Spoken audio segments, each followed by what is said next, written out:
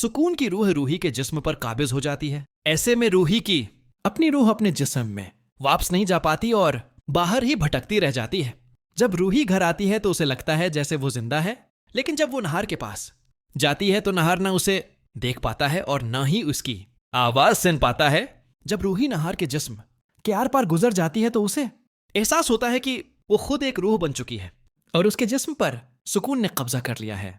ये जानकर रूही बहुत परेशान हो जाती है और कहती है, अब मैं क्या करूं? उसी वक्त वहां रूही के जिस्म में मौजूद सुकून आ जाती है। रूही खुद को अपने सामने देखकर दहल जाती है, मगर सुकून जो रूही के जिस्म में है जोर जोर से हंसने लगती है और कहती है, मैंने तुम्हारे जिस्म पर कब्जा कर लिया है रूही, अब तुम मेरा कुछ नहीं बिगाड़ सकती। तुम्हें अब एहसास होगा कि एक भटकती रूह बनकर कैसा लगता है। तुम दरबदर भटकती रहोगी और कोई तुम्हें सिन भी नहीं पाएगा। अब तुम मेरे रास्ते में कभी नहीं आ सकोगी। मैं नहार को अपना बना लूंगी तुम्हारे जिस्म की मदद से। यह सुनकर रूही घबरा कर कहती है, सुकून ऐसा मत करो, नहार जी मेरे शवहर हैं, मैं तुम्हें मौकिश दिलवाऊंगी। अगर तुमने नहार जी को अपना बना भी लिया तो तुम ज्यादा दिन इस जिस्म में नहीं रह पाओगी। फिर तुम्हारा क्या होगा? सुकून कहती है, मुझे सब मालूम है, और जब मैं तुम्हारे जिस्म को छोड़ूंगी तो नहार को अपने साथ ले जाऊंगी। इतने में दादी वहां आ जाती हैं और कहती हैं, रूही तुम यहां क्या कर रही हो? किससे बातें कर रही हो? जाओ अपना काम करो।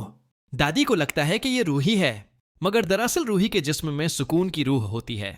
उसलिए रूही दादी से कहती है, दादी मैं यहां हूं, मेरी आवाज सुने। मगर सुकून कहती है, तुम्हें अब कोई नहीं सुन सकता रूही। दादी हैरान होकर कहती हैं, रूही तुम किससे बात कर रही हो? जाओ अपना काम करो। लेकिन सुकून दादी का हाथ पकड़कर गुस्से से कहती है, अगर आइंदा मुझसे ऊंची आवाज में बात की तो अच्छा नहीं होगा। ये कहकर वो वहां से चली जाती है। दादी रूही के उस रवैये से खौफजदा हो जाती हैं और कहती हैं, रूही को क्या हो गया है? लगता है गोली का असर उसके दिमाग पर हुआ है, इसीलिए ये मुझ पर इतना गुस्सा कर रही है। मगर मैं भी उसे सबक सिखाऊंगी।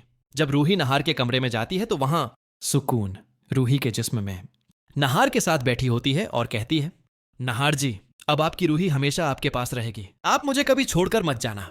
नहार उसे गले लगाकर कहता है, रूही मैं तुम्हें कभी नहीं छोड़ूंगा।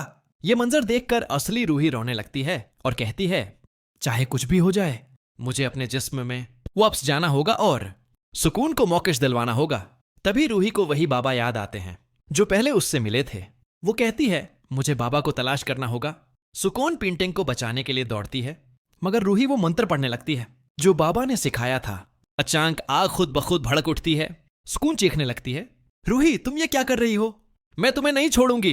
रूही कहती है, सुकून अब वक्त आ गया है कि तुम मौकिश हासिल करो और नहार को आजाद करो।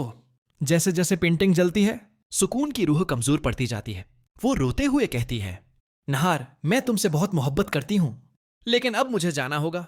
पेंटिंग पूरी तरह जल जाती है। एक तेज रोशनी फैलती है और सुकून की रूह हमेशा के लिए गायब हो जाती है।